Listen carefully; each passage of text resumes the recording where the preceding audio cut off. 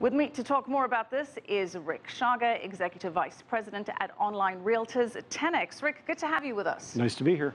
So Rick, the new housing data looking very strong, new U.S. homes at an 8-year high, pre-existing home sales at a 9-year high in June.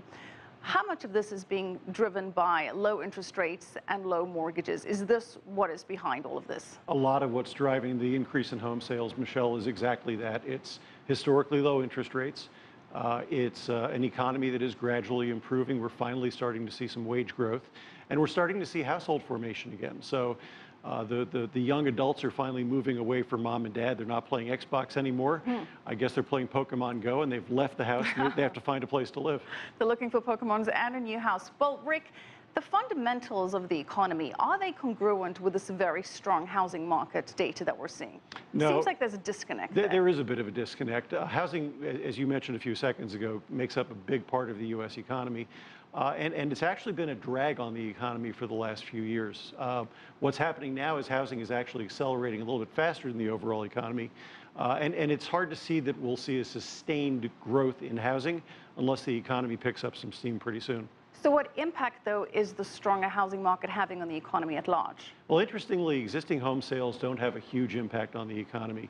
But the increase we're seeing in new home sales, that's really good news from an economic standpoint, because each new home built requires an awful lot of other purchase activity by American consumers.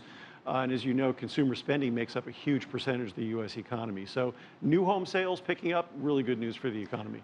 So we have these low interest rates, which are leading to historically low mortgages, new home prices rising, new home sales rising. Is there concern that we could be heading towards overheating of the housing market? Now, we've seen a couple of markets where the prices appeared to be overheating a little bit, places like San Francisco, New York, other places in California. Those prices have actually started to settle down, and in some cases have come down a little bit. So the market's behaving like it's supposed to.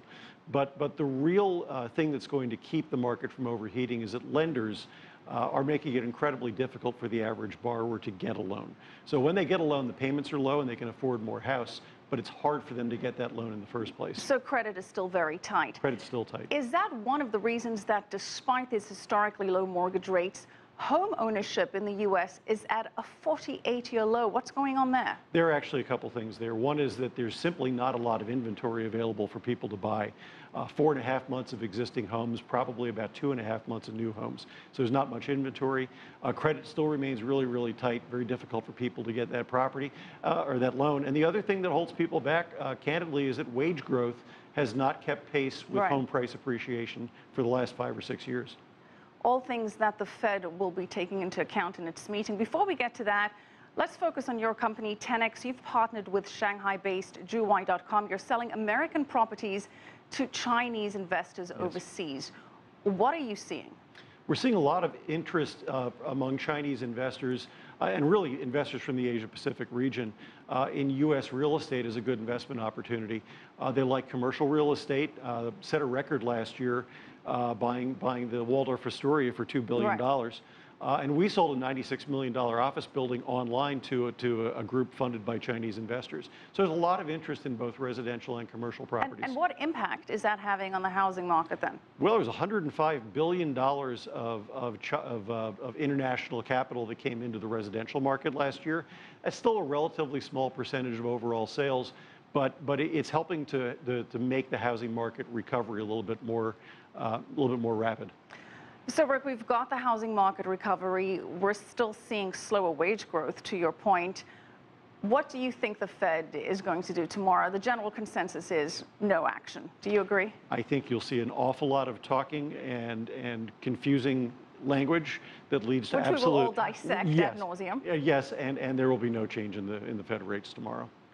Do you think that the economic fundamentals are strong enough for a rate hike? No, we've had mixed information on the jobs reports for the last few months. I think really what's going on overseas is weighing on the Fed right now. In terms of the Brexit, in terms of China growth slowdown? China growth slowdown, Brexit, but you also have a number of central banks that are issuing negative interest rates right now. It's hard to see the Fed raising its rates in that kind of environment. It is hard to imagine the Fed going in the opposite direction to other central banks, but do you anticipate a rate hike at all this year, perhaps in September, December? Is that on the table? Keep in mind, I've picked the last 3 Super Bowl winners wrong. Oh, okay. But I don't see a Fed rate hike this year. I think it's highly unlikely. All right, we're going to have to leave it there. Thank you so much, Rick Sharga, Executive Vice President at 10X.